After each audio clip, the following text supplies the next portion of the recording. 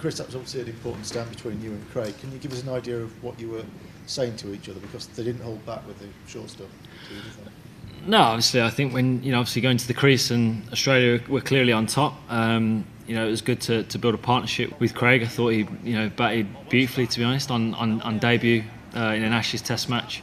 Going to the crease and getting plenty of verbals as you'd expect, and also plenty of short stuff. I thought he coped with it really well. We obviously built a good partnership, and applied ourselves pretty well. I was pretty annoyed with myself the way I got out, and would feel like I've left a few out there, but at the same time it was a good partnership with him. I enjoyed it. Were you surprised that Steve Smith didn't enforce the follow-on, and the fact that you've kind of made that decision backfire a little bit upon him, does that give you a little psychological lift going into tomorrow? Well, obviously it's a positive thing for us that we've bowled well tonight and pushed back again, to Australia.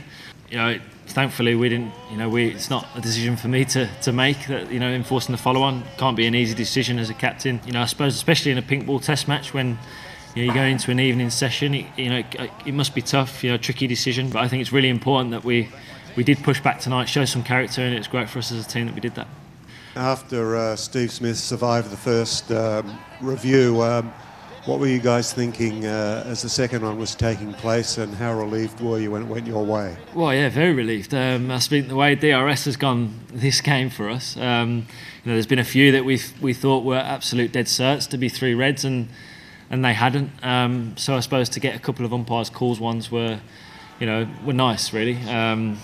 It's obviously a big wicket as well. Steve Smith, their captain. So it was a nice one to get, and like I said, the way the others had gone, it was a relief in the group to get that wicket. There seemed to be a few guys a bit just unimpressed though with that last over. Like, what did you make of Nathan Lyon and how hurt he was? Was it a bit of time wasting or not?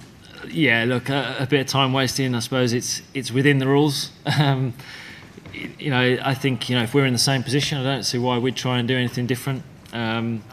It's all part of the game. Everyone tries to get an edge over the opposition somehow. And when it's moving around a little bit under lights, I suppose you wouldn't want to face an extra over. So I can't blame them, to be honest.